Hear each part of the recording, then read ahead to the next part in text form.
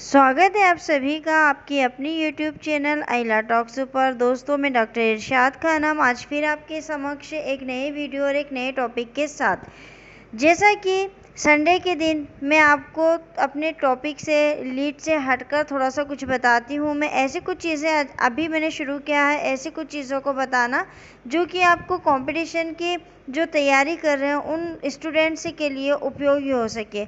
उसी की कड़ी में आज का हमारा वीडियो है कि कैसे करें बिना कोचिंग के कंपटीशन एग्ज़ाम की तैयारी।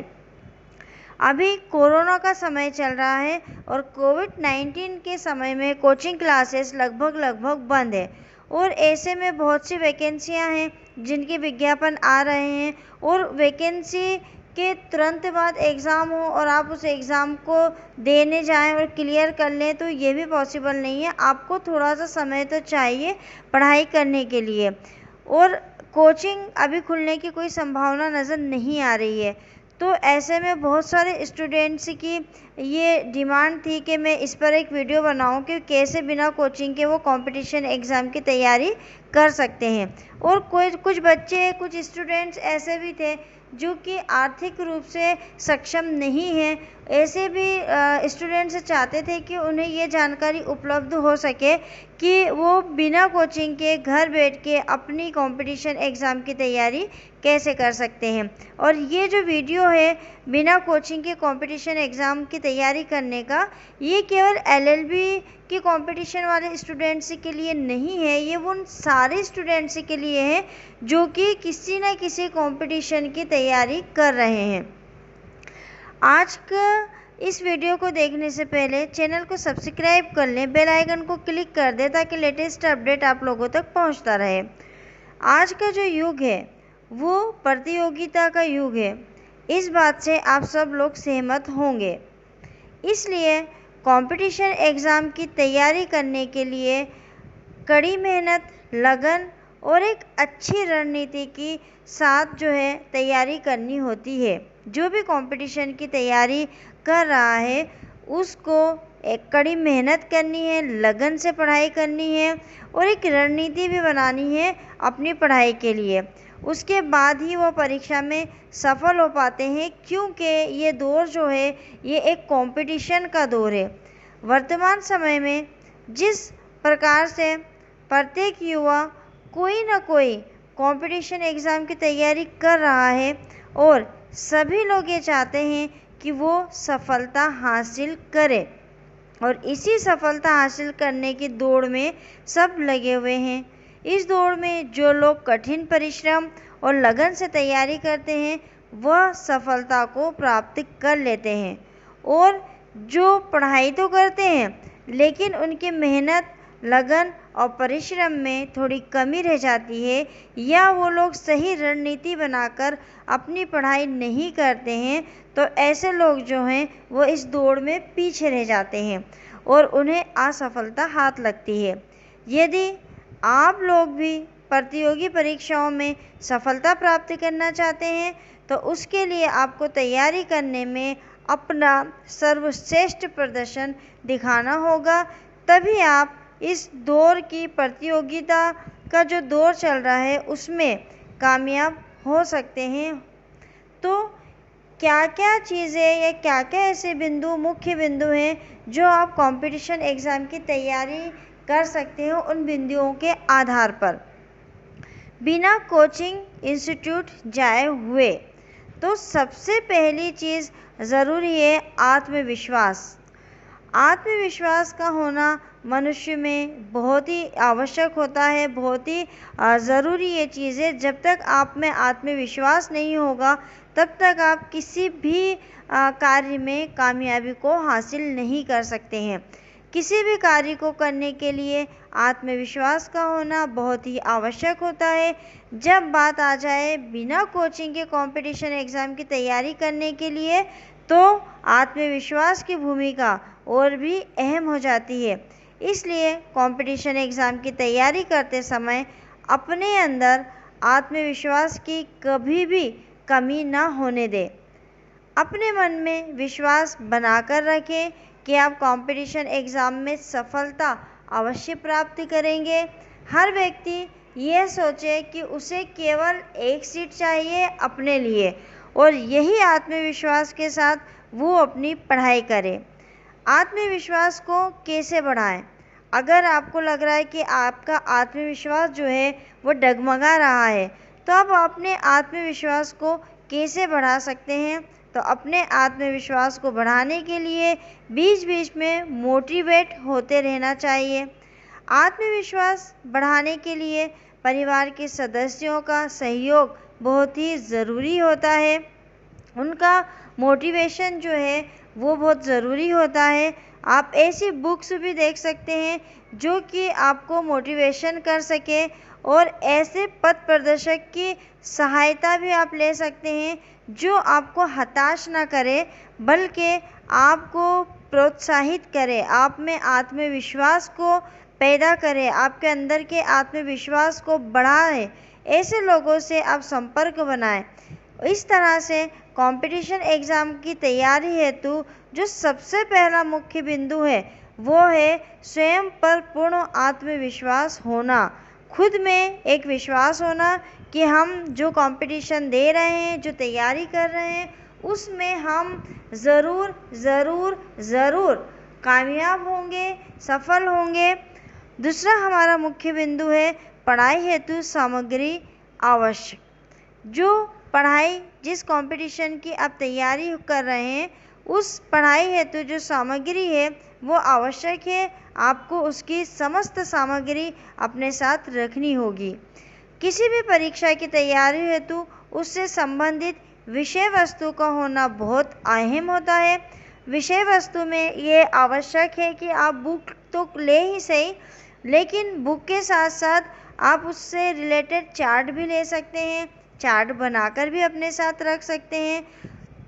यदि उससे संबंधित आपके पास सामग्री नहीं है तो आप कंपटीशन एग्ज़ाम कभी भी पास करने में सफलता नहीं प्राप्त कर सकते हैं। मतलब कि आप अगर किसी भी कंपटीशन की, जैसे मान लीजिए आप सिविल जज की तैयारी करना चाहते हैं, बिना कोचिंग के आप चाहते हैं कि मैं घर बैठ के सिविल जज के एग्ज़ाम को क्रैक कर लूँ, तो उसके लिए ये ज़रूरी है कि आपके पास जो विषय हैं, जो सिविल जज के सारे विषय हैं, उनके बुक्स, उनके बेयर एक्ट आपके पास होना चाहिए। अगर आप आईपीसी पढ़ें तो उसका एक चार्ट आपके पास होना चाहिए, जो भी जिससे भी आप बहुत अच्छे से उस चीज़ को समझ सकते हैं। वो सारी चीज़ें आपके पास उपलब्ध होनी चाहिए। अगर बिना बुक्स, बिना किताबों के, बिना विषय वस्तु के जो कि उससे संबंधित है, उसके बगैर अगर आप पढ़ाई करते हैं तो आप सफलता प्राप्त नहीं कर सकते हैं। आप स्टडी रूम में कंपटीशन एग्ज़ाम से संबंधित सभी बुक्स तथा अन्य सामग्री को पास में ही रखें। मतलब ये आवश्यक है कि आप उस सामग्री को अपने पास में रखें, जिससे कि आवश्यकता पड़ने पर आप आसानी से उसका लाभ उठा सकते हैं। जैसे अगर आपके पास बेयर एक्ट है, आप उससे पढ़ाई कर रहे हैं, अभी कंपटीशन की तैयारी कर रहे हैं, तो साथ ही साथ आप अनसॉल्व्ड पेपर भी रख लीजिए, या फिर विगत वर्षों में कौन कौन सा आईएमपी क्वेश्चन अभी तक पूछे गए क्वेश्चन है, उनका भी एक सेट आप रख सकते हैं।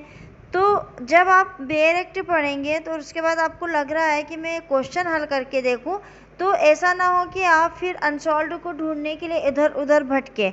आपके पास वो अनसॉल्व्ड भी उपलब्ध होना चाहिए ताकि आप तुरंत उसको उठाएं और उसको पढ़ना शुरू कर दें। तो ये सेकंड महत्वपूर्ण बिंदु था। अब है तीसरा अहम बिंदु, समय सारणी है ज़रूरी। यदि आप बिना कोचिंग के माध्यम से किसी भी कंपटीशन एग्ज़ाम की तैयारी कर रहे हैं, किसी भी कंपटीशन में अगर आप पास होना चाहते हैं, तो आपके लिए समय सारणी का प्रयोग जो है वो लाभदायक रहेगा। टाइम टेबल जिसे कहते हैं, मैंने इसके पहले भी 2 वीडियो अपलोड करे हैं और उसमें भी मैंने आपको ये कहा है, बताया है कि आप टाइम टेबल बनाकर काम करें। समय सारणी का प्रयोग करने से आपको कोई भी विषय जो भी है वो शेष नहीं रहेगा। आपको पता होगा कि आपको अभी क्या पढ़ना है, या तो आप दिन के हिसाब से अपने विषय को बांट लें कि आज हमको 2 विषय पढ़ना है, मॉर्निंग में 2 विषय पढ़ना है इवनिंग में, और दोपहर का जो हमारा समय है वो हमें जो पहला का हमारा पढ़ा हुआ है यानी कि रिवीजन, हमको रिवीजन करना है। तो आप जैसे चाहे वैसा अपना टाइम टेबल सेट कर ले, लेकिन टाइम टेबल ऐसा सेट करें कि कोई भी विषय आपका शेष ना रहे। समय सारणी का प्रयोग करने से आप सभी विषयों को ज़रूरी समय दे सकेंगे।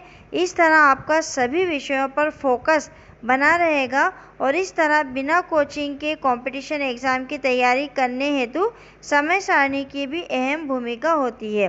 अब आप एक एग्जाम्पल देखें, जैसे सिविल जज हेतु अगर आप समय सारणी का प्रयोग करते हैं तो आप किस प्रकार से बनाएंगे, तो आप कुछ इस प्रकार का बना सकते हैं जिसके अंदर आपका इंग्लिश, हिंदी, जीके और विधि के समस्त विषय जो हैं सम्मिलित करें उस समय सारणी में, क्योंकि अभी जो सिविल जज एग्ज़ाम है उनमें इंग्लिश के भी क्वेश्चन आते हैं, हिंदी के भी आते हैं और जनरल नॉलेज का भी आता है, कंप्यूटर से रिलेटेड भी आता है। विधि के जो आपके सारी पुस्तक के सारे विषय हैं वो तो है ही, तो आपकी समय सारणी ऐसी होनी चाहिए कि ये सारे विषय आपके कवर कर सके। नोट्स बनाना है फ़ायदेमंद। पहले की वीडियो में मैंने आपको नोट्स बनाने का तरीका बताया है, जिन लोगों ने ना देखा हो वो इसके पहले की वीडियो देख लें, या मैं इसके डिस्क्रिप्शन बॉक्स में वो सारे वीडियो भी डाल दूंगी तो आप उसमें से देख लीजिएगा। यदि आप नियमित स्टडी कर रहे हैं तो नोट्स तैयार करना आपके लिए बहुत ज़रूरी होगा। कंपटीशन एग्ज़ाम की तैयारी करते समय ये ज़रूरी होता है कि जो भी आपने पढ़ा है, जो भी आपने समझा है, उसके आप नोट्स बना लें, क्योंकि यदि आपने जो भी पढ़ा है वो कुछ समय बाद आप भूल जाते हैं, या ऐसा हो सकता है कि हमने जो पढ़ा है वो हमें याद ना रहे, हम भूल जाएं। हम बहुत सारे सब्जेक्ट पढ़ते हैं, एक दिन में हम 4-4 सब्जेक्ट पढ़ते हैं, 5-5 सब्जेक्ट पढ़ते हैं, तो कई बार होता है कि सब्जेक्ट हमारे मिक्स हो जाते हैं, इधर का हम उधर पढ़ लेते हैं, उधर का हम इधर पढ़ लेते हैं। तो ऐसी कंडीशन में आपके नोट्स बहुत काम आते हैं, इसलिए कंपटीशन एग्ज़ाम के लिए नोट्स बनाना बहुत ज़रूरी होता है। नोट्स बनाते समय ज़रूरी बातें कुछ इस प्रकार हैं। नोट्स को साफ सुथरे और आसान भाषा में बनाएं।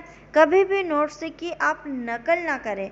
आप नोट्स को देख सकते हैं किसी के भी कि उसने कैसे बनाए हैं, लेकिन नोट्स का मतलब होता है हम अपने खुद के याद करने के लिए किसी चीज़ को अपनी लैंग्वेज में बना रहे हैं, तो उसकी भाषा जो है आसान होनी चाहिए, जो हमें समझ में आए।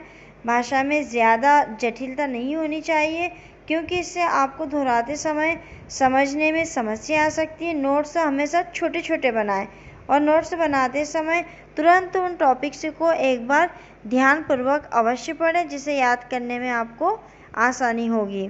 और इसके अतिरिक्त आप और क्या कर सकते हैं, तो परीक्षा समय में ध्यान देने योग्य बातें। अगर आप बिना कंपटीशन के एग्ज़ाम की तैयारी कर रहे हैं तो आपको ये बात भी ध्यान रखनी है कि जब एग्ज़ाम का समय आ जाता है, आप परीक्षा हॉल में चले जाते हैं, तो परीक्षा के समय आपके पास एक सीमित समय होता है और आपको एक सीमित समय में अपने अधिकतम या सारे प्रश्नों को हल करना होता है। अगर आप एक ही प्रश्न में अपना सारा समय दे देंगे तो बाकी प्रश्नों को कवर करने में आपको काफ़ी दिक्कतें आएंगी। तो इसलिए ये ज़रूरी होता है कि आप पहले से ही वो समय अपना निर्धारित करके चलें कि आपको एक क्वेश्चन कितने समय में करना है, 1 मिनट, 2 मिनट, 3 मिनट या 5 मिनट, ऐसा आपको पूरा समय सारणी भी अपनी पहले से बना के रखनी होगी। एग्ज़ाम समय पास आ जाने पर आपको क्या करना है, पुराने प्रश्न पत्रों को हल करना है, जिसका लाभ आपको परीक्षा हाल में देखने को मिलेगा। स्वयं की कमियों को देखें, आप में क्या क्या कमियां हैं, आपसे बेहतर ये कोई नहीं जानता है, तो अपनी कमियों को देखें, अपनी कमियों को पहचानें और अपनी कमियों को दूर करें। दिए गए समय में प्रश्न पत्र को हल करना है, जिससे आपके अंदर प्रश्न पत्रों को हल करने में गति प्राप्त होगी। आप पहले से ही अपने पढ़ाई के समय में ऐसा नियम बना लें कि आपको जो क्वेश्चन या प्रश्न पत्र पुराने आपको हल करने हैं, तो उसकी समय सीमा आप वैसे ही कर लें जैसे आप परीक्षा में बैठे हैं और आपको उस समय के अंदर ही इतने क्वेश्चन हल करना है। परीक्षा हाल में समय प्रबंध का विशेष महत्व होता है, इसलिए परीक्षा देने के पूर्व ही समय प्रबंध बना लें और ये निश्चित कर लें कि आपको किस खंड में कितना समय देना है। सभी खंडों में समय प्रबंध के अनुसार ही समय दें। किसी भी परीक्षा में अगर निगेटिव मार्क है कि आपने ये आंसर गलत टिक करा है तो आपके नंबर कटेंगे। अगर ऐसा है तो आप ऐसे क्वेश्चन को छोड़ना मुनासिब समझे। अगर आपको श्योर नहीं है कि ये क्वेश्चन आपका बिल्कुल सटीक है, सही है, तो आप उसको छोड़ दीजिए, क्योंकि आपका एक गलत क्वेश्चन आपके सही क्वेश्चन में से नंबर मार लेगा। इसलिए गलत प्रश्नों को कभी भी ना करें और सही प्रश्नों के ही उत्तर दें। तो दोस्तों, मैं ये आशा करती हूँ, ये उम्मीद करती हूँ कि ये वीडियो आपके लिए बहुत ही उपयोगी होगा, बहुत ही काम का होगा। जो लोग अभी कंपटीशन एग्ज़ाम की तैयारी बिना कोचिंग के कर रहे हैं, उन लोगों के लिए ये महत्वपूर्ण होगा, और उन लोगों के लिए भी जो अभी नए नए एग्ज़ाम की तैयारी की फील्ड में आए हैं। अगर वीडियो पसंद आते हैं, लाइक, कमेंट्स और शेयर करिएगा। मिलते हैं बहुत ही जल्द अगले वीडियो में एक नए टॉपिक के साथ। तब तक के लिए शुक्रिया, धन्यवाद।